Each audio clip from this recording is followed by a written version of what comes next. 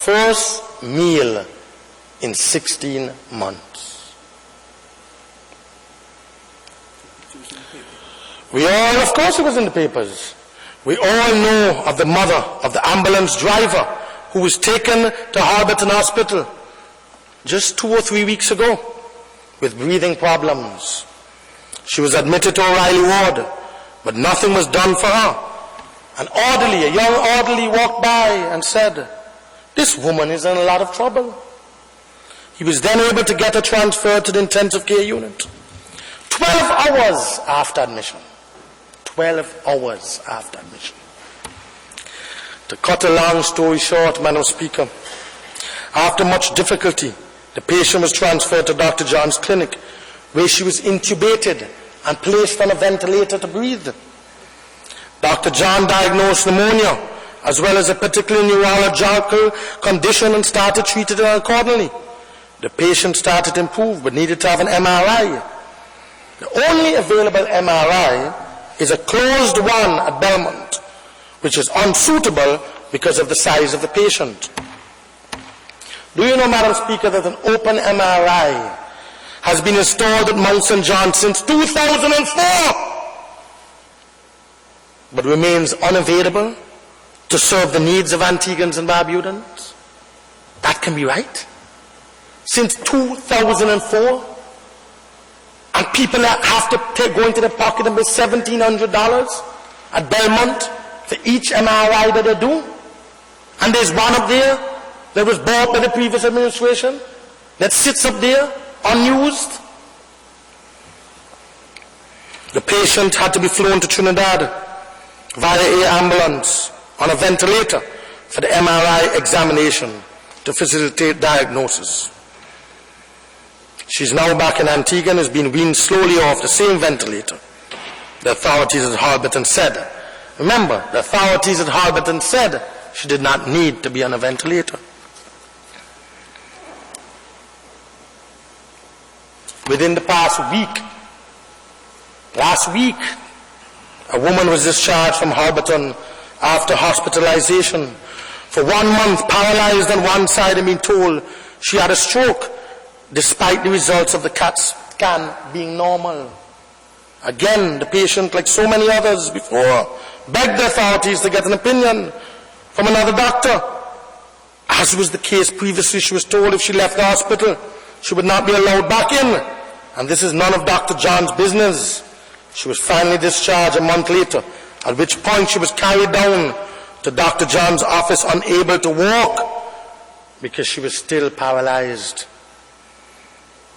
It took Dr. John less than 1 hour to make the diagnosis of multiple sclerosis. Less than 1 hour to make the diagnosis, multiple sclerosis. Madam Speaker, this is not fancy fiction. As I speak, there's a single mother of 4 from All Saints who texted me on my phone, and I have it and I'll show it last evening. And she said to me, "Mr. Michael, when you go to Parliament, I'm a young mother of 4. I have cervical cancer. I'm 34 years old.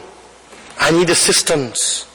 I went to the health minister since July of this year, and he says the government has no money and is unable to help her."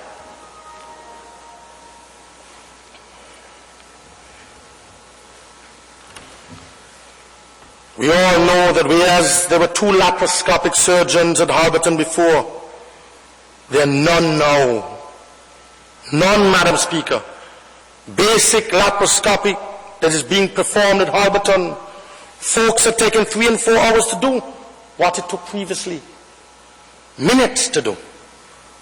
At the same time, the complication rate and the conversion to open surgery, because they can't finish it laparoscopically, because they have no laparoscopic surgeons up there, is over 50%. We also know, Madam Speaker, there's a particular Indian surgeon, I speak facts, Dr. Krishna, Dr. Krishna, who is paid to be at Halberton Hospital, he's seldom ever there. And in fact, he operates a private practice out of Adeline. We have him on a tape recording, Madam Speaker, in a drunken state, cursing the Minister of Health and mouthing off how he gives the other Cuban surgeon monies to do most of the work up at Halberton so that he can run his private practice at Adeline. We have him on tape. And we also know, Madam Speaker, of the many complications and fatalities associated with his surgeon's care, which all get swept underneath the carpet.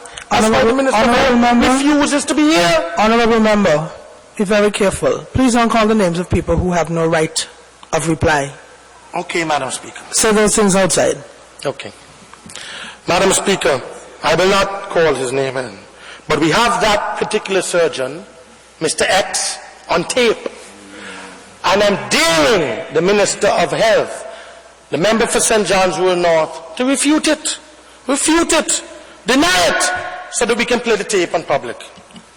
Well, you can take that to the radio stations and the newspapers. I don't want people's characters assassinated in here because they have no right of reply. Don't go any further with that. Very good, Madam Speaker.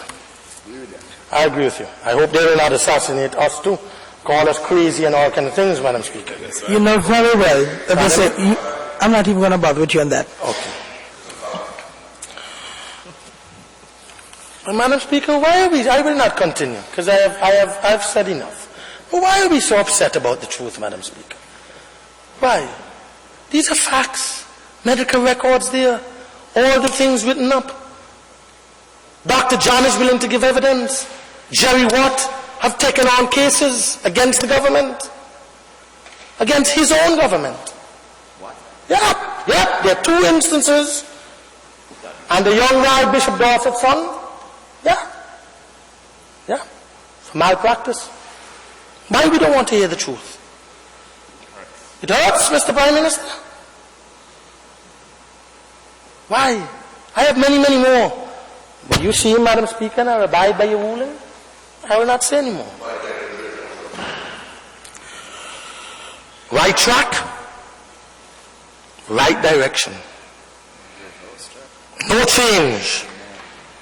So this foolishness, this big blue wave of medical malpractice and criminal negligence, because that is what it is. The people out there must know it is criminal negligence. The minister must resign immediately. He must resign, and Colin Derrick must resign for all the rapes in the country and all the crime in the country. And for incompetence. What do you think you're running? Some sweetie shop? You're dealing with people's lives up there.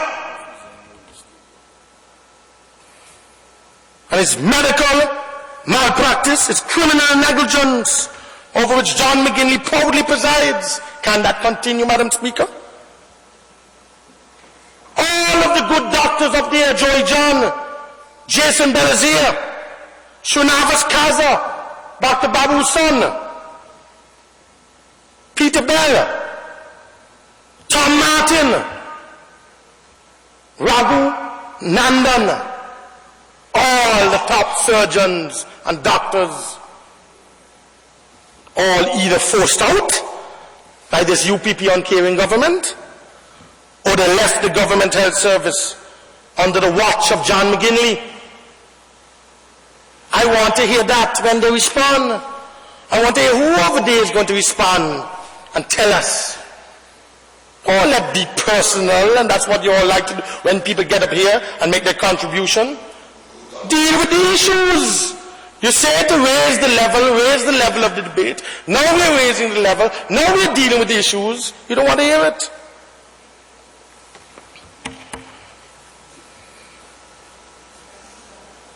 Madam Speaker, today,